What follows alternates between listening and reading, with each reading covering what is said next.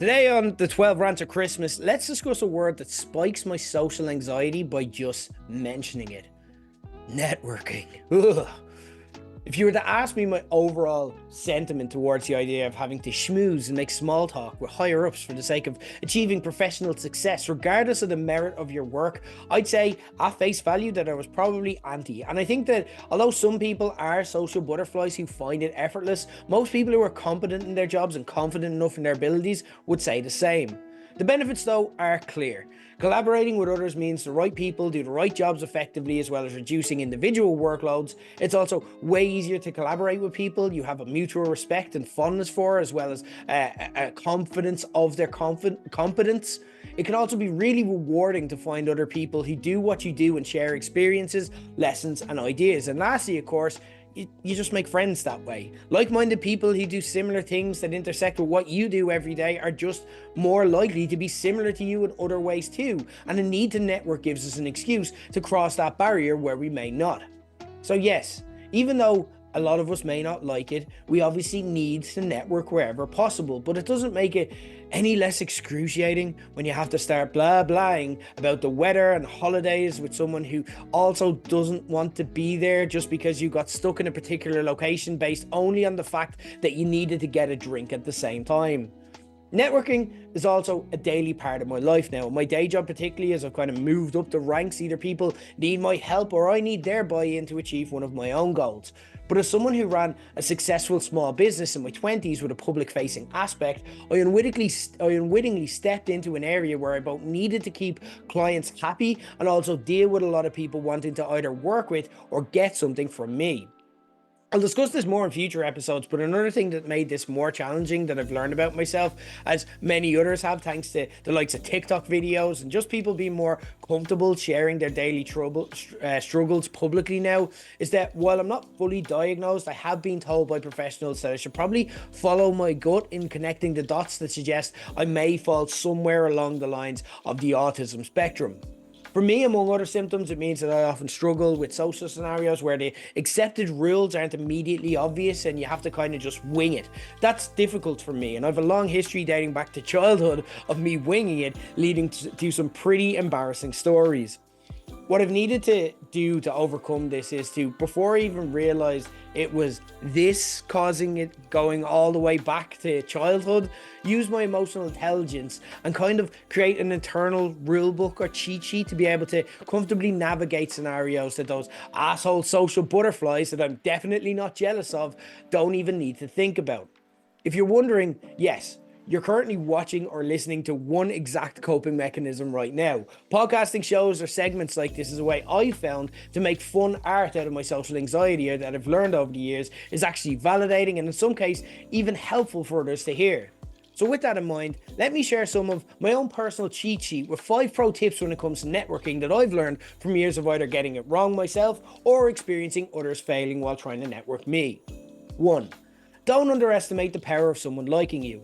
As I've gotten older and more comfortable in my own skin, I've realized that my brand, so to speak, is basically just being myself. I want to be relatable. I want to speak to people in plain, simple terms that connect with them. Not ever seem like I feel like I'm superior to them. I want to feel like very much on the level, even if it is someone who is working for me or looking for something from me. And I'm not saying that's the way that everybody should be. It's just what works for me. And anytime that I've actually tried any other style, it usually ends up going quite badly. I've tried dressing fancy and looking sharp to give a professional polished sheen, and people, including myself to be fair, just thought I was a bit of a prick with notions. I failed to read the room when given opportunities with people senior to me and went in direct with sales pitches without realizing they just wanted to know what I like to do outside of work, and I came across the wrong combo of naive, overambitious, and a bit desperate.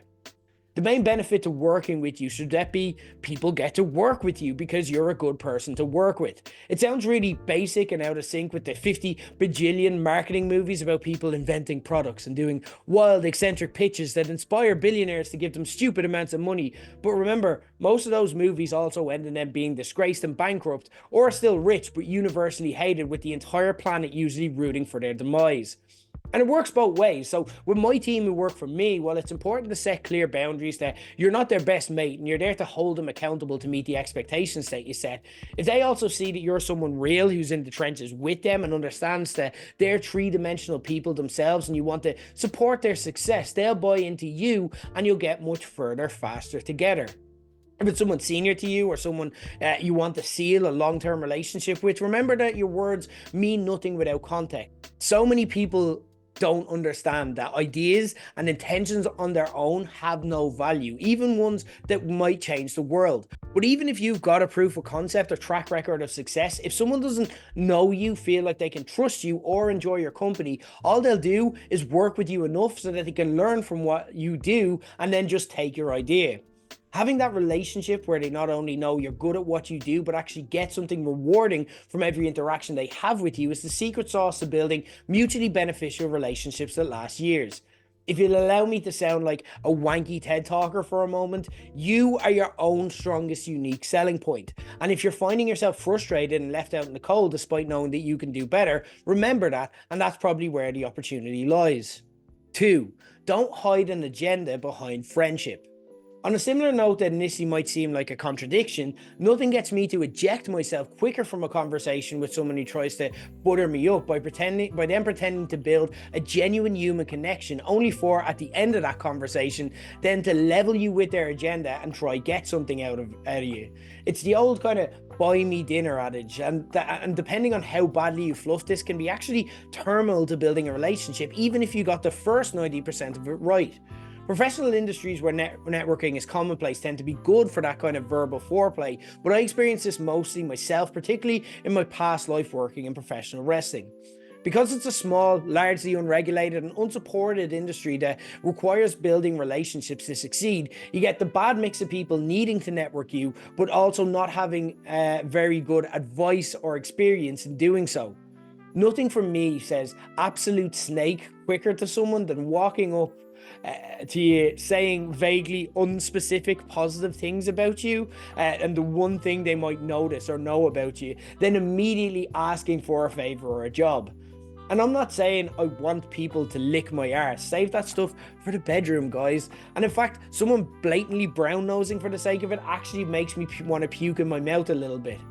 If you want a favor and nothing more, just ask for the favor, but you have to be open to the possibility that they may say no, and there may be a fair reason behind that. When I ran Low Blows, for example, people used to get so mad at me when I declined to plug their stuff. That wasn't because I was a scrounge for plugs or wanted to hold them down. We were just a small business that collaborated with a lot of people for free on the basis that we mutually promoted each other's ventures. Hi Factory, by the way, love you guys. What people didn't know or understand was that if I didn't know them or their work, by plugging them, I tied my company's brand and also the personal brand of everyone involved in the public facing aspect of Low Blows to their every move. So if they came out and said something that was like accidentally racist or homophobic, for example, the following week now, I was endorsing that too. Similarly, if you want to build a relationship with people, then put that work in to build that relationship. I mentioned Fight Factory there, and we spent years working together in a way that really benefited both companies, but only off the back of a long process of us just hanging out, going for pints, having long conversations about life and shared interests and telling each other stories. We became friends, so by the time it got to discussing the business stuff, it was easy, and even the risky stuff was fine because we both knew that we were bought into each other's successes. That led to years of good business for both sides and the friendships that still exist to this day. That's what good looks like here. Not saying, oh, hi, mister, I've never actually heard of you before, but nice jumper. Can you make me your podcast co-host and agree to it right now so I don't say I'm really good, I swear. 3, do find ways to offer help. So let's say you do want to put in that legwork to build a relationship with someone you want to work with one day or to do their job specifically but aren't sure how. This is something people got so wrong so often when I ran Low Blows. The type of approach I used to get the most from these kind of people was some version of, how do I do what you do, but instead of you getting the money and success, I get it instead. And the answer I used to give used to drive them all crazy too, although it was also so true. I tell them that years of experience building relationships, making mistakes, and learning lessons was how I figured it out. There's no secret sauce or one-liner that explains it, because you're in a reactionary, changing environment where things you'll need to make decisions at the right time. So the right answer is being exposed to that environment for a long time, so that whenever a pivot is needed because of unforeseen circumstances, you know enough to be able to know what to do. And there are some pretty bad examples of people that come to mind for me here. I was once holding interviews for a role that came up and had one lad come along who made it clear he could not give less of a fuck about working with me, and he was only there for the part where I asked, "Have you any questions for me?" so that he could grill me about everything I'd done to get to that point. Another gang of friends would occasionally drop me ideas out of blue, and I liked suggestions and took them all on board, as when you run events or create content regularly, the struggle is kind of keeping the wheel spinning with fresh material over a long period of time. So outside input is actually necessary. But instead of even ever asking to be involved, they appeared to get jealous and bitter and ended up launching an aggressively hostile challenger brand, mainly built around these people I didn't even know, attacking me personally, that almost instantly flopped. If someone came up with an idea that you wish you did, instead of getting jealous and trying to beat them, I think you just need to respect that and try learn from them. So find a way to help them and learn firsthand. Had any of the above people done that, they would have been a part of a successful operation and in the right place to learn and work their way up. No, it wouldn't have happened tomorrow, which I think was the frustration for them, but it didn't end up happening for them tomorrow anyway. So when the question becomes, how do you get on their radar? The answer is simple. Find ways to help make their day easier so you can build that relationship and loyalty. And I'll tell you a word that goes a long way here, the word free. And don't at me now, bitter musicians and the likes who spend their days saying how they're never going to give their talent away for exposure. I'm not saying do the entire job for free. That defeats the purpose by rating your talents at nothing and means you lose all your capacity to negotiate different circumstances as you work your way up. Instead, look at it this way. Find the base level of something you're already doing in your day-to-day life so your circumstances don't actually change at all if this is a hiding to nothing. Then see if that's something that they can use to help do their job a bit more effectively. The best way I've ever seen this done personally was by a person I know who wanted to get into radio and was a bit of a TV addict also, so they used to just send their recommendations for what was on that night onto their favourite radio show. It was something that they did themselves as a hobby anyway, so the only extra work was literally taking what they were already doing, copying and pasting it daily into an email and sending it on, which is absolute genius. He essentially fed the show a new daily segment for them to fill 5 minutes every day, but in doing so also made himself essential to the people he wanted to work with for no extra effort. So it was no surprise when it ended up hearing him eventually turn up on the air to talk through his choices, and he got to tick that box. If you work within the same organization as someone and are looking at one day developing towards something, this is even easier. Just reach out. As I covered earlier, state your agenda clearly by mentioning that you have an interest in what they do and would like to learn more. Give them a quick pitch on who you are and say you'd like to put some time in their calendar to meet and discuss if there's any way you can help them out through what you do. One pro tip here, by the way, though, is just always run this idea past your manager, ideally, or someone senior at the very least, because they may see potential red flags or pitfalls and have ways of avoiding stepping on any landmines or make it most effective. If you do find a hook that lands, now you become someone that they're dependent on. That gives you opportunities others may not have to develop that friendly relationship and sell yourself as someone that, yes, they want to work with and is only a benefit to bringing you more into their operation. 4. Do respect the power of yes. Remember earlier when I gave the example of someone pretending to not have heard of you and then asking for a favor? That's something that the really shit networkers actually do to appear aloof, cool, and big time. In their head, it's just going to lead to them having the advantage when it comes to negotiating. But meanwhile, in the real world, the person listening picks up on the subtle dig and just thinks, dickhead. This is literally the opposite of everything you're going for, and is how, even if you stumble into setting up a relationship with one of these people, you're probably setting up something where that person is going to fuck you over at a later stage. When I coach people into how to sell, whether it's being products, services to customers or clients, if they're selling a pitch, selling an idea in a pitch, or even selling themselves in an interview, I always talk them through the power of yes. At a basic level, as people who've been trained in sales will know, if you're selling something to a customer, use simple questions where you know the answer is yes. It sounds stupid and we all like to think we're above these kind of simple tactics working on us, but think about it. The reality is, if someone has shown they understand every potential concern you have and answered every need you possibly could deal with, and you've said yes every single step along the way, why, when they asked you to lay your money down, would you say no? You've agreed to everything beforehand. And this can apply to networking too. Whenever I'm talking to someone I want to strengthen a relationship with, I want their every interaction to me to have them thinking yes, yes, yes in agreement. It's just fortifying that bond and confidence they have in the words you speak. That doesn't need to change the content of your message, and particularly when you're speaking to people much senior to you, your attempts to sugarcoat and bullshit are more likely to get spotted and have the exact opposite impact in knocking their faith in the words you say. So let's look at how you maintain the power of yes, even delivering bad news messages. For me, nothing boils my blood and shakes my confidence in someone instantly than messages that come across as, "It is what it is." That doesn't mean that I think they're bad at their job or anything, just that I'm speaking to the wrong person. Whereas if you respect the power of yes, you can deliver that exact same message and get the exact opposite reaction by simply reframing how you present your information. So instead of saying, "Look, this isn't going to get done because of X, Y, and Z. It is what it is," turn around and say, "The challenge I'm navigating here is X, Y, and Z. Here are the elements of that which are within our control. So here's what I'm going to look to do, and I'll look to ensure this is something we should be able to do should it ever arise again. I'm going to keep you updated on this." The expectations in the short term for the two messages are the exact same. I'm probably not going to be able to do what you asked for in the time frame you've given me to do it. But by acknowledging the challenges, that these are the barriers you agree shouldn't be in place, then presenting it instead as an ongoing piece of work rather than just walking away from the fire, the stakeholders leave the conversation assured that they're talking to exactly the right person. And all you've really committed to doing is pushing the issue to as far as you can control it, which is all anyone can reasonably expect of you. And it also keeps you honest yourself that you're doing everything you can. The difference in the impact between the two messages, though, is night and day. When dealing with pretty much anyone, whether they work for me, are senior to me, or just someone I'd like to work with one day, I want their responses to hear the words coming out of my mouth or seeing my name on an email, however we're chatting, to be just nodding yes and relieved that I'm the person they're talking to. That's the power of yes at work, and understanding it can open so many doors that are currently frustrating you. 5.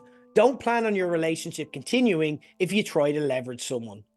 Using leverage within reason is a valid negotiation tactic, and don't ever be gaslit into believing it's not by someone who doesn't like being backed into a corner.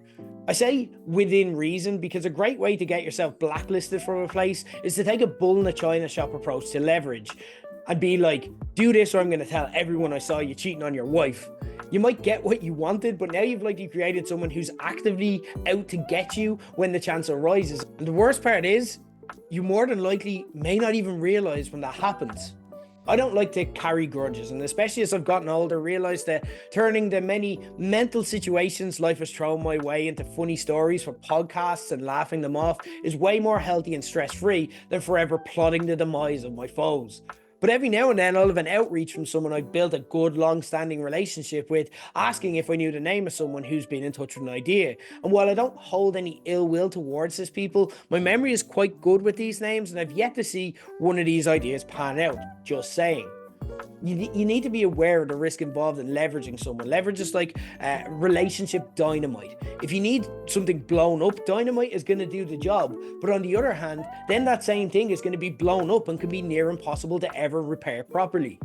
In 99% of situations, remember that life is long. You never know when you're going to run into someone again, and you may need their goodwill, and that even if you can win the battle by using some leverage within reason, nobody likes to actually lose battles, and some people will respond by spending the rest of their existence waiting for that moment to fuck you over.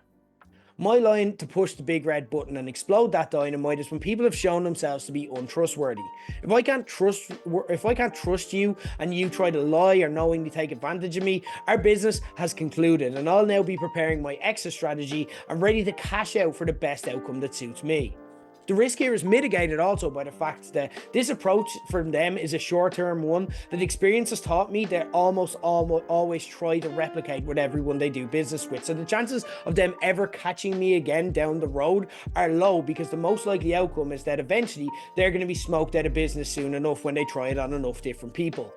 An example I can give is with event managers for a venue that we worked with in the early days of Low Blows. They were outsourced to handle the bookings of this venue. The venue itself, by the way, was great and one I feel a lot of nostalgia for, to the point that even I took an old team of mine there for a meal not too long ago, and I regularly go back because I enjoy it and feel a lot of kinship to the place. But the support I got from this crowd was substandard, and it seemed like they were trying to rob me at every juncture. Fortunately for us, we grew extremely quickly and I learned on the job. So within a few months, the power dynamics of our relationship have completely shifted, which led to a situation where they could probably see the writing on the wall as I was counting down the days to moving on, as we'd now outgrown the venue and the trust had been broken there. At one point, they tried withholding a payment they promised me, and I had them dead to rights. I didn't particularly enjoy this, by the way, and this isn't how I do business these days. I was in my 20s and a lot braver right now, but fuck it. We're on a podcast, we're having some fun, let's tell a funny story. This was one of the times where I got to put into action some skills gleaned from years of watching my favorite shows like The Sopranos. No, I didn't break some kneecaps or lose a dead body in the Dublin mountains, but I did call a meeting with them last minute and show up in their workplace going full Rihanna, bitch better have my money. They realised my demeanour was quite different and I wouldn't be leaving without it, so began kind of stalling for time and muttering that, oh, I didn't have it on them, I'll have to send it to you later. And I was just like, look, the ATM's downstairs. You can stay and you can run down and get it, I said. Yeah, I was basically saying, I'm going to keep your colleague collateral. I wasn't going to crack any skulls, although I didn't mind them believing that I would if need be, but they did the maths and figured that stringing me along here meant our big upcoming event being cancelled and them having to explain to their clients what happened, so they eventually relented. We're in the process at the time of discussing renewing our deal, which is now a no-go for me if this is what it would involve. But given the business that we brought, they'd have to face some serious questions from their clients if they lost their business, which presented an opportunity for me. I sent them, I'm going to be honest, an absolutely ridiculous offer that it made no sense for them to take. So either way now, I ended up doing an insanely well through that deal, and basically was put in a position where even the client would see that we were now calling the shots and totally undermine the other guys, or they'd have to go back and explain how they messed up the relationship so badly that it just cost the client thousands of potential income. The toys evacuated the pram, and this is a case of what I was discussing earlier about people trying to gaslight you into thinking that leverage is wrong. When they made the accusation, I basically said, yeah, I am leveraging you. So what's it going to be? This is the situation. This is the deal. Out of stubbornness, they said no and got super spiteful for our final event there. They didn't provide free meals for our guest performers as they'd always done previously. They failed to communicate accurate numbers to the venue so the night would be staffed correctly, which led to massive queues at the bar. So what ended up happening was that even though our event sold out and got great reviews for the event itself, the venue itself took serious public reputational damage, which was a massive own goal from them, because it meant that our customers started openly calling for us to move somewhere bigger and made the subsequent jump easy. And it made it a really easy negotiation for me a lot smoother, because with the demand we now brought, we basically had our pick of the bunch and got exactly the next venue that we wanted. Safe to say, these guys aren't on my Christmas card list this year. We don't keep in touch anymore, so I don't know what they're up to these days. But things kept going pretty well for Low Blows until I wrapped it up nearly a decade later, so worked out well on our side. Now, like I said, that's a fun story to wrap it up that worked out, but again, consider that I'm saying only do this in break glass in case of emergency situations, because yes, dynamite is dangerous, but also sometimes blowing stuff up just to see what happens, that can be pretty fun.